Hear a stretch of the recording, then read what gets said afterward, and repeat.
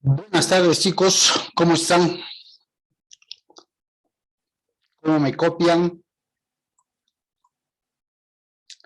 Buenas tardes. Empezaremos a recibir a los compañeros un par de segundos para poder dar inicio a la clase del día de hoy,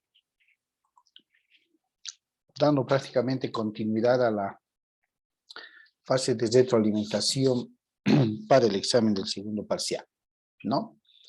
Permítanme un par de segundos para recibir a todos los compañeros. Buenas tardes, Andrich. ¿Cómo me copias? Buenas tardes, doctor. ¿Se escucha bien? Ok, muchas gracias. Muchas gracias. Les daremos acceso a los compañeros. Buenas noches, listo. Buenas noches. ¿Cómo estás, Jason? Buenas noches. Gracias.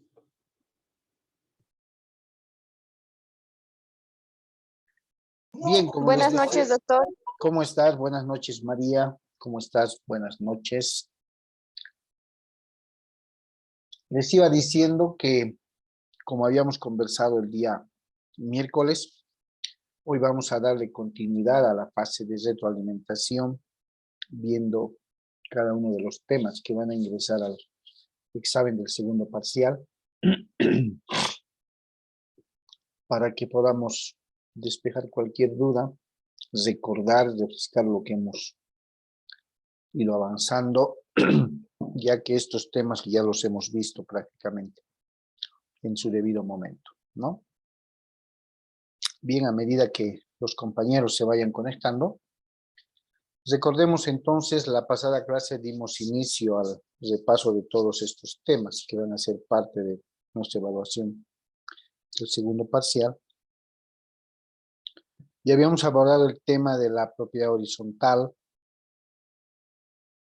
el tema de la expropiación. ¿Qué tema más vimos? ¿Quién se acuerda que nos pueda refrescar la memoria? El tema de suelo, subsuelo y sobresuelo, doctor. Muy bien. Resumido en dos grandes institutos, ¿no? El derecho de superficie y el derecho de construir, ¿cierto? Bien, el día de hoy vamos a empezar con el tema modos de adquirir la propiedad, que de manera muy sucinta lo habíamos visto en los primeros temas, muy superficial, pero que tienen que ver mucho con el tema de la posesión que vimos, el tema de la propiedad, la copropiedad y el tema de la usucapión también, es un modo de adquirir la propiedad, y básicamente dedicarnos a ver cuáles son los otros pormenores que tienen que ver con aquellos modos por los cuales yo puedo hacerme propietario de un bien, ¿sí? Seguramente vamos a empezar con las posturas y acepciones que muchos doctrinarios o autores tienen, ¿cierto?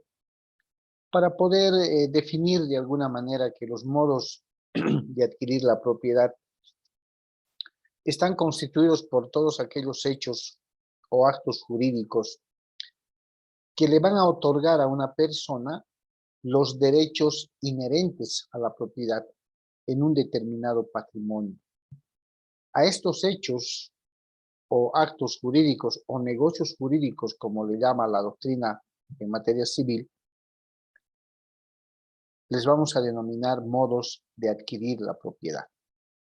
El profesor de Pina, por ejemplo, señala que adquirir significa hacer propio, hacer de uno mismo un derecho o cosa que en su momento no nos pertenece. Pero lo hacemos nuestro, lo hacemos propio, de acuerdo a las normas relativas al derecho de propiedad, por las distintas figuras jurídicas por las que uno puede adquirir el derecho propietario. El profesor Bocance, por su lado, establece un poco de acuerdo con los primeros doctrinarios, que los modos de adquirir la propiedad, ¿sí?, también están constituidos por actos o hechos jurídicos cuyo efecto, según la norma, es precisamente la transmisión y los derechos reales en general. En resumidas cuentas, nos dice que los modos de adquirir la propiedad están constituidos por aquellos actos o hechos jurídicos cuyo efecto, según manda la norma, va a ser la transmisión del derecho propietario. Si ustedes se dan cuenta, cuando hablamos de modos de adquirir la propiedad, si vale el término, estamos hablando de aquellas formas, de aquellos medios de los que una persona se va a valer para ser propietario de un bien, ¿cierto? Ahora, dijimos en su momento que estos modos de adquisición de la propiedad estaban clasificados en dos grandes clases, llamemos así, ¿no? O en dos grandes etapas. El modo originario, como su nombre dice, origen, originario, es el medio legal de apropiación de un bien que no pertenecía antes a nadie. Y esto en la edad primitiva, en la edad antigua posteriormente, y específicamente se va conociendo como ocupación, ¿cierto? El hecho de tener algo, de ocupar algo, de estar sobre algo. Y ese acto o hecho jurídico de estar sobre algo, sobre un bien que no nos pertenece, va a constituir el medio legal por el cual nosotros nos vamos a apropiar de ese bien. ¿Sí? Ese es el modo originario, la ocupación, ocupar algo. Donde no hay nadie, ocupo. Y en virtud de la ocupación pacífica, ¿cierto?, se van a ir generando los otros derechos. El modo derivado viene a ser pues todo aquello que se va a generar, llamémosle así, después de la ocupación, ¿ya? Por eso se llaman medios o modos derivados. Y se refieren a los medios legales de transmisión de una cosa o de un patrimonio, ya sea en el todo o ya sea en parte. ¿Cuáles son esos modos derivados? Podría ser la accesión, el contrato, la usucapión, los legados que tienen que ver con el derecho sucesorio, lo que la ley dispone, un anticipo de legítima, digamos, la tradición, etcétera, etcétera. Adelante, María. Doctor, disculpe, ¿nos podría dar un ejemplo de los legados? Ya. A ver, me voy a adelantar un poco, pero para que entiendan. Cuando ustedes pasen la materia de Derecho Civil 5, sucesiones, van a ver el derecho sucesorio como tal, van a ver el derecho que va a regular la distribución de la herencia. El derecho sucesorio se va a dividir en dos grandes sistemas de sucesión. El sistema de la sucesión legal, cuando hablo de sucesión, chicos, estoy hablando de herencia por si acaso, ¿ya? El sistema de la sucesión legal y el sistema de la sucesión voluntaria o testamentaria. ¿Qué quiere decir? El sistema de la sucesión legal es aquella sucesión o herencia que se encuentra plena y específicamente determinada por la ley, por imperio de la ley. ¿Cuándo concurre esta sucesión legal para la herencia? Concurre cuando el que ha fallecido, ¿sí?, el que ha fallecido no ha dejado ningún testamento. Entonces, si no ha dejado ningún testamento el fallecido, o no hizo antes un testamento en vida, la ley se va a encargar de convocar a los herederos en el orden que la ley prevé. Por ejemplo, el primer orden de herederos forzosos, así se llaman, está ocupado por los descendientes, o sea, nuestros hijos, los que descienden de nosotros. El segundo lugar está ocupado por nuestros ascendientes, es decir, nuestros papás, abuelos, tatarabuelos. El tercer lugar está ocupado por él o la cónyuge, es decir, el esposo o la esposa. El cuarto lugar está ocupado por los herederos que se llaman colaterales, y son nuestros hermanos y nuestros sobrinos. Y el quinto lugar y último está ocupado por el Estado. Cada uno de estos lugares, primer lugar, segundo lugar, tercer lugar, se respetan, no se mueven en la sucesión legal. ¿Ya? Cuando no hay testamento, la ley dispone cómo se va a repartir, si vale el término, esa herencia. Y el orden que les acabo de decir es excluyente uno del otro. ¿Qué quiere decir? El primer lugar están ocupados por los descendientes. ¿Quiénes son los descendientes? Los hijos. Si el fallecido tuviera hijos, pero sus papás también estuvieran vivos, ascendientes, ¿quiénes tuvieran derecho a heredar? ¿Los hijos o los papás del fallecido? Los hijos, doctor. Los hijos. ¿Por qué? Porque ocupan el primer lugar. ¿Ya? Los hijos. Pero si el fallecido no tuviera hijos, entonces el primer lugar no tendría ocupantes, son los descendientes, pero no hay hijos. Entonces el derecho de heredar pasa al segundo lugar. En el segundo lugar, dijimos, están los ascendientes. Entonces, ¿quiénes tendrían que heredar al fallecido si éste no tiene hijos?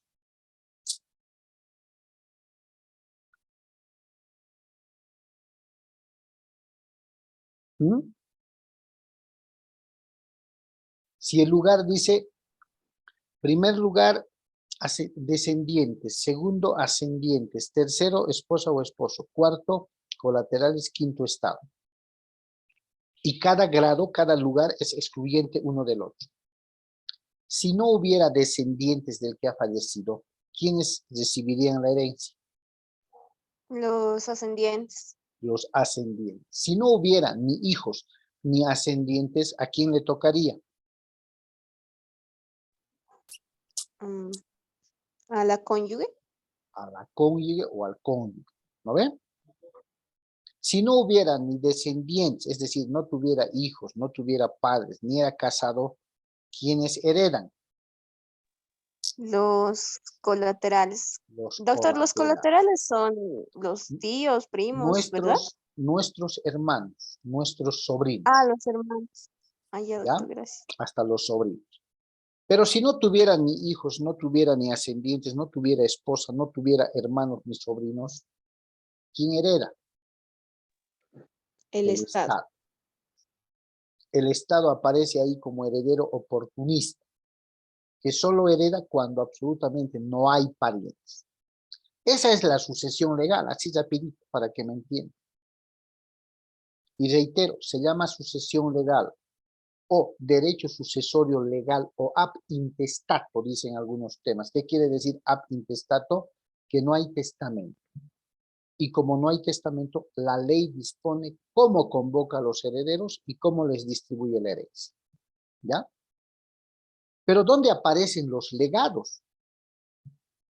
Aparecen en el sistema de la sucesión testamentaria, también llamada voluntaria. ¿Qué quiere decir? En la herencia donde se haya dejado testamento.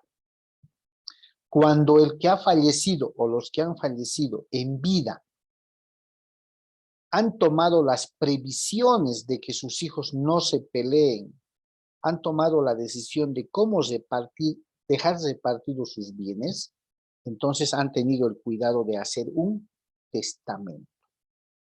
¿Ya? Y el legado solamente aparece en la sucesión testamentaria, es decir, cuando haya testamento. Pero ¿cuándo aparece? Ustedes van a aprender cuando lleven derecho sucesorio de que existe una figura jurídica que que se llama, perdón chicos, que se llama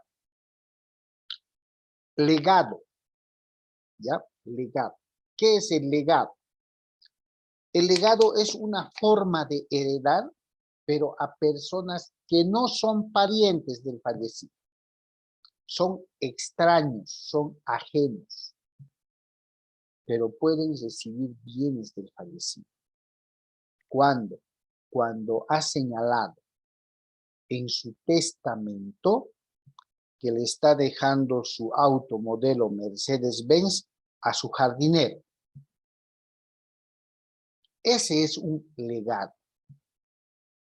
El jardinero no tiene ningún vínculo familiar con el fallecido, ha sido su jardinero. ¿Cierto? Pero mediante la figura del legado, el que ha hecho el testamento, el que acaba de fallecer, había dispuesto de manera voluntaria que cuando fallezca, su auto Mercedes-Benz pase a manos de su jardinero, como una retribución, un agradecimiento y demás. ¿Sí? Así. Y a este jardinero que va a recibir ese auto, no podemos decir que estás recibiendo como herencia. ¿Por qué? Porque el jardinero no tiene ningún nexo o vínculo familiar con el que ha fallecido. Era su jardinero y el otro era su empleador, su patrón, digamos. Entonces, para no llamarle herencia a lo que estás recibiendo, se ha denominado con el nombre de legado. ¿Y cómo se va a denominar al jardinero? Como no es heredero, no es descendiente, ascendiente, ni cónyuge, ni hermano, ni sobrino, ¿cierto? Es ajeno, se le va a denominar legatario. Es la tercera persona ajena, extraña al vínculo familiar del fallecido o de los fallecidos, pero que por disposición voluntaria en un testamento, el testador, el que acaba de fallecer, había tomado la decisión de dejarle su auto Mercedes-Benz. ¿Por qué es un modo de adquirir la propiedad? Porque si yo soy el jardinero y resulta que ha fallecido el que me empleaba, mi patrón, digamos así, y un día me llama un notario de fe pública y me dice, señor, usted tiene que estar presente porque se va a leer el testamento de fulano de tal, que ha fallecido. Yo me preguntaré, pucha, ¿y ahora qué tengo que ver yo con eso, no? Si es su testamento, serán sus hijos, su familia. Pero suele suceder que mediante el legado, los que hacen testamento les dejan una mínima parte a quienes ellos quieran, a su jardinero, a su carnicero, a su empleada, a su secretaria, a su amigo, a su compadre. Una pequeña parte, no toda, no puede disponer de toda la herencia. Entonces, fíjense que ahí mediante el legado, yo estoy adquiriendo la propiedad de un bien. ¿Listo? ¿Está claro, María? Sí, doctor, muchas gracias. Ahora sí está claro. ¿Ya? Por eso es un modo de adquirir la propiedad, porque si yo soy el jardinero, me convocan a la lectura del testamento y resulta que ahí dice que es mi voluntad que mi vehículo Mercedes-Benz, que me ha acompañado durante todos los años de mi vida, está bien cuidado y conservado, le dejo a mi jardinero, Osman Orellana, para que él pueda hacerse cargo como si fuera un propietario. Claro que voy a ser el propietario porque me lo está dejando. ¿Estoy pagando por ese auto o lo estoy recibiendo en legado?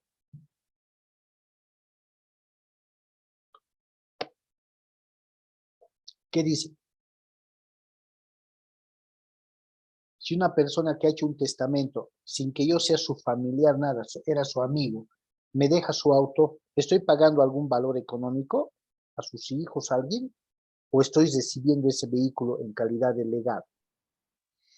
Está Estaría recibiendo recibiéndolo. calidad de legado. En calidad de legado. Claro que al hacer mi cambio de nombre, voy a pagar lo que es el trámite, pero por el vehículo no estoy pagando nada.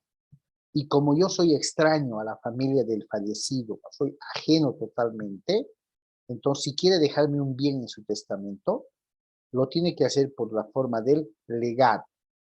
Porque para hablar de herencia tiene que haber vínculo de consanguinidad o un vínculo civil o adoptivo. Para hablar de herencia. Pero como no soy nada de él, entonces puedo recibir ese auto, pero mediante un legado. ¿Ok? Bien.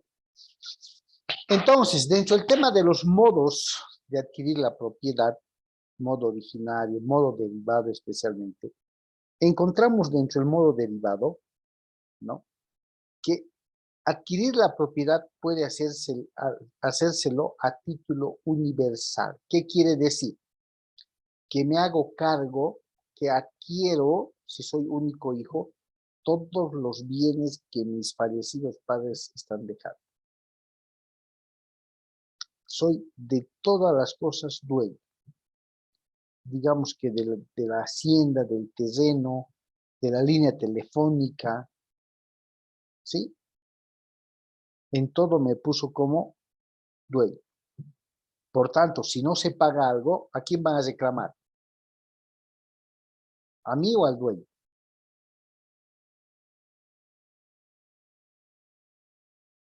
¿Qué creen? A usted. Claro, ¿A usted, doctor? a mí me van a reclamar, ¿cierto? A mí me van a perturbar, a mí me van a molestar. Entonces tenemos que estar claros en que para poder hacer una usucapión, un contrato de comodato y lo demás que tenga que ver con esta clase de derechos reales, ¿cierto? Tengo que ver jurídicamente cuáles son las opciones de prosperidad de un proceso. Y así como más o menos de forma detallada les estoy diciendo, ustedes tienen que ser mucho más minuciosos con sus clientes. ¿Por qué? Porque a veces los clientes no les dicen toda la verdad a sus abogados. Y es feíto enterarse en audiencia, ¿no? En audiencia se va a resolver primero aquellos manuales, aquellos, mejor dicho, memoriales que no han sido ingresados por donde corresponde. Y ahí se cuestiona, por ejemplo, en temas de índole civil, hay valoraciones de las personas, valoraciones como apoyo al sector de familia, que lo hacen los propios. A ver, yo le he confiado, tengo un negocio de, ¿cómo se llama?, de parqueo de autos en el centro, ¿no? Y le he dado un poder como administrador a mi trabajador, a mi empleado. Todos los actos que realice este empleado a cuenta mía, ¿sí? Yo soy el responsable. Porque el apoderado lo único que está haciendo es actuar como si fuera el verdadero dueño, nada más. Absolutamente. Entonces va a derivar de ahí adquirir todos los bienes que dejan los causantes son adquiridos por los herederos, a no ser que algunos herederos renuncien a la herencia. ¿Sí? A no ser que renuncien a la herencia, que lo pueden hacer en un trámite similar al que se hace para declaratoria de herederos, aunque hoy se llama aceptación de herencia. No se preocupen, ese tema lo van a ver en Derecho Civil 5, ¿ya? Otro modo de adquirir la propiedad tiene que ver cuando se adquiere entre personas que están vivas, ¿sí? Entre personas que están vivas. ¿Y cómo se adquiere la propiedad entre personas que están vivas? Mediante un contrato de compra-venta, de transferencia, como le quieran llamar. Y les pregunto algo. Acá en el acápite de que se puede adquirir por actos entre vivos. ¿El esposo le puede vender su 50% a la esposa? ¿O viceversa, la esposa venderle su 50% al esposo? ¿O no se puede? No, doctor, si fuera un bien que se ha comprado, ¿no? O se ha adquirido cuando ya eran esposos, entonces entra la comunidad de bienes gananciales. Ya, o sea que el esposo, digamos, no le puede vender a la esposa su 50%. No, doctor. ¿Alguien dice lo contrario? ¿Mm? ¿Alguien considera que no es así? Doctor, Sí, buenas noches. buenas noches. Yo considero de que sí, si bien un bien adquirido dentro del matrimonio entra dentro del bien ganancial, entonces, pero al momento de dividirse o separarse, el esposo o bueno, o viceversa puede venderle. O sea, una vez divorciados, ¿me dices? Sí, ¿Y si estuvieran casados? no. No puede. ¿Por qué? ¿Quién me dice por qué no puede venderle si estén casados? Son esposos. Y dentro del derecho de familia hay un tipo que se llama bien ganancial. ¿Y qué dice el bien ganancial?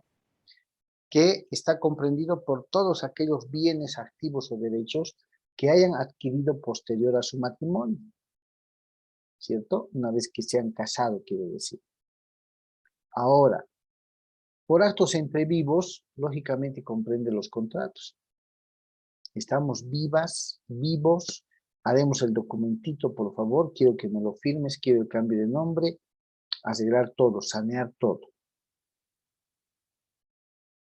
¿Cierto?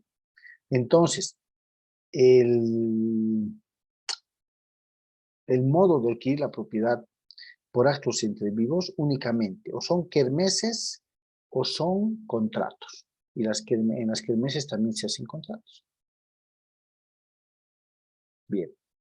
El otro modo de adquirir la propiedad, como dijimos, es por causa de muerte. Y justamente, fíjense, habla de sucesiones. Acá vale la pena hacerles una aclaración, chicos. Cuando se habla de un modo de adquirir la propiedad por causa de muerte, definitivamente estamos hablando de que cuando una persona fallece, automáticamente se genera el instituto jurídico de la aceptación de herencia. Fallece una persona y sus herederos, en el orden que les acabo de decir, deben ser convocados. ¿Sí? Aquellas personas que habiendo sido convocados no les interesa estar ahí, reitero, pueden renunciar a la herencia. ¿Sí? Pueden renunciar. Entonces, el acuerdo de adquirir la propiedad va a quedar simplemente entre los herederos y el comprador. Por causa de muerte, es precisamente lo que les he hablado. En el derecho sucesorio se maneja así la teoría. Vamos a hablar de herencia, ¿sí? Cuando el papá o la mamá fallezcan. Mientras tanto, no podemos hablar absolutamente nada sobre herencia.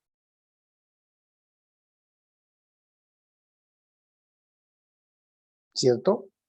Entonces, el fallecimiento de una persona va a dar lugar al entierro del fallecido. ¿Sí? Del fallecido. Y ustedes se preguntarán, ¿qué tiene que ver aquí un derecho civil con un derecho de familia y un derecho constitucional, digamos? Mucho, porque al ser la Constitución la norma suprema, ¿sí o no? La norma suprema, todos debemos acatarlo, protegiendo a las personas adultas mayores de 60 años. ¿cierto? Entonces, cuando acontece el fallecimiento de una persona, ahí recién hablamos de herencia, ¿ya? Ahora, este modo de adquirir la propiedad, los 4 que hemos visto, pueden ser a título particular, a título gratuito, a título oneroso, ¿qué más? Nada más, ¿cierto?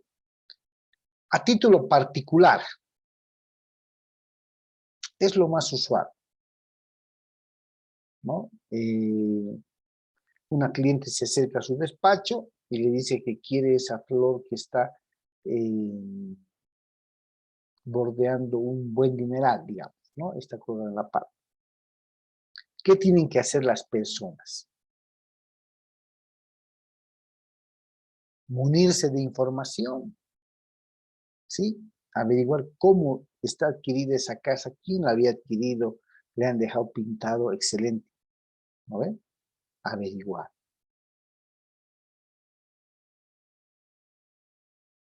Y a título particular quiere decir cuando uno puede especificar el bien.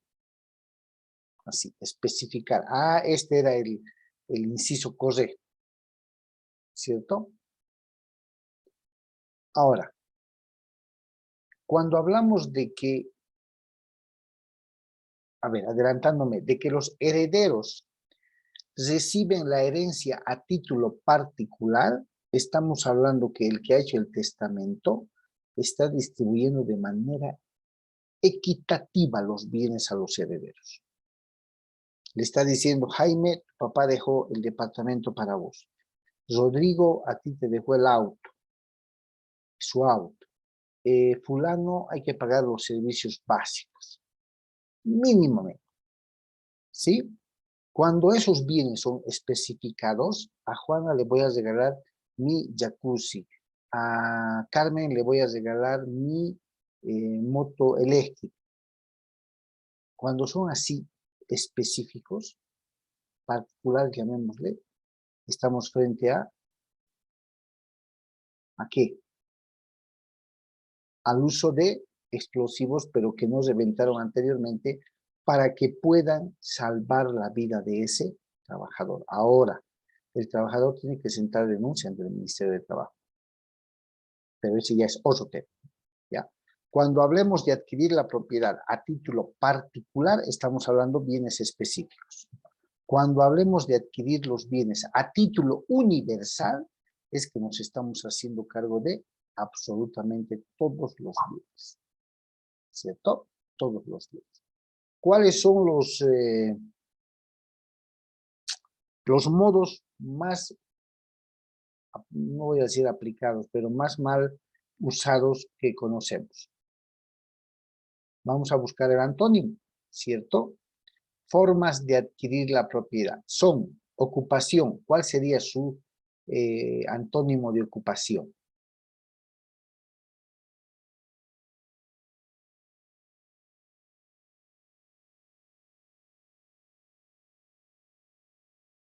¿Sí o no? ¿Nadie?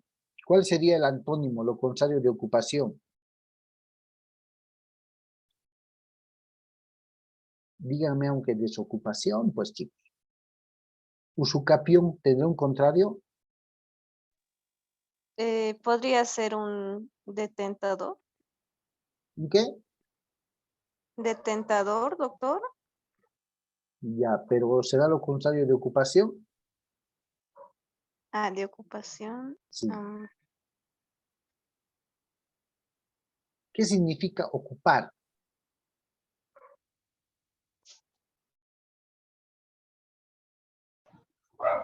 Utilizar. Exactamente. ¿No ve? Utilizar, encontrar alguna solución al problema que se le ha presentado. Entonces, vamos a ocupar un terreno, un predio, que no sabemos de quién es, pero que de pronto lo hemos mirado hace años que nadie hace nada, nadie reclama. ¿Cierto? La usucapión es un tema aparte, lo vamos a repasar aparte. La accesión también es un tema aparte para que conozcan qué es la accesión. Fíjense, nos hemos quedado con 7 cláusulas.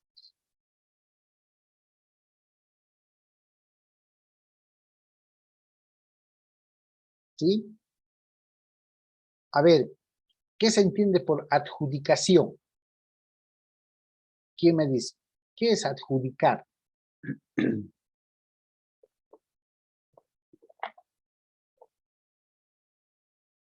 Adjudicación, ¿nadie? ¿Qué es un contrato?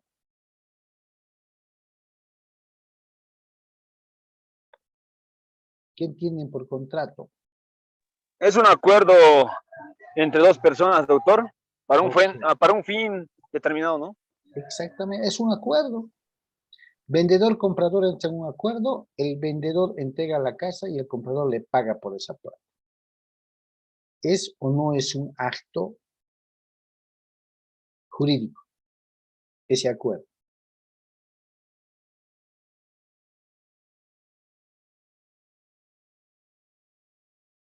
Nadie.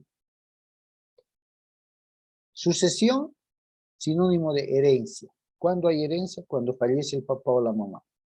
Adjudicación son las famosas ventas judiciales. Resulta que yo he metido un proceso a mi deudor, ¿no? He embargado o hipotecado su casa, hasta la fecha de embargo nunca he querido arreglar, y cuando ya le estoy por rematar el bien, ¿cierto?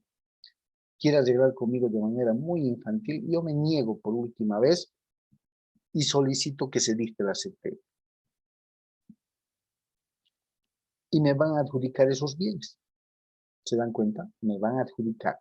A eso se refiere la adjudicación. El contrato es un acuerdo de voluntades y la ley es una norma legal, ¿cierto?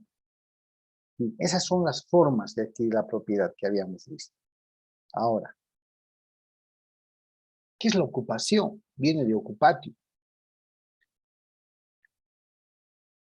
Los cangrejos, aunque no quieran creer, los cangrejos en su momento, en la época de los elefantes, hay un librito de un autor que narra esto, dice, no los podían ver a las hormigas. ¿Sí? Pero ¿qué tiene que ver eso con la ocupación? Le vamos a llamar ocupación a aquel acto que una persona realice sobre un determinado predio, sobre un determinado lote de terreno, y nadie le molesta. Y ahí empieza a generar la posesión. ¿Sí? Por eso es que el Código Civil dice que la ocupación es un modo de adquirir la propiedad cuando las cosas o los bienes carecen de dueño, no tienen. Entonces consiste lógicamente en la aprehensión material unida al ánimo de querer adquirir el dominio. Lo que ha pasado la anterior vez en lo que es en no sé qué zona, se han peleado, los han acusado de ¿cómo se llama? Emboscada, algo difícil, ¿cierto? Bien. Es en el ámbito entonces del derecho civil precisamente que ¿cómo se llama esto? Cuando un bien no se conoce a quién es el dueño, está por años y años ahí creciendo mala hierba y todo lo demás, tiene que ejercer el derecho de posesión, ¿sí o no? ¿Debe o no debe ejercer el derecho de posesión sobre un bien que le pertenece y que el juez ya ha ordenado que el que estaba ocupando salga?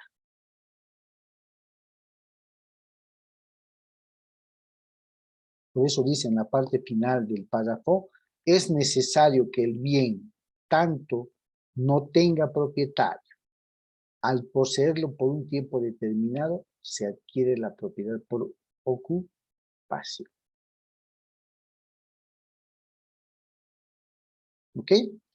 Bien. A ver, parece que se nos va a cortar la primera sesión. Denme un par de segundos, chicos, y les vuelvo a pasar el link, por favor, ¿ya?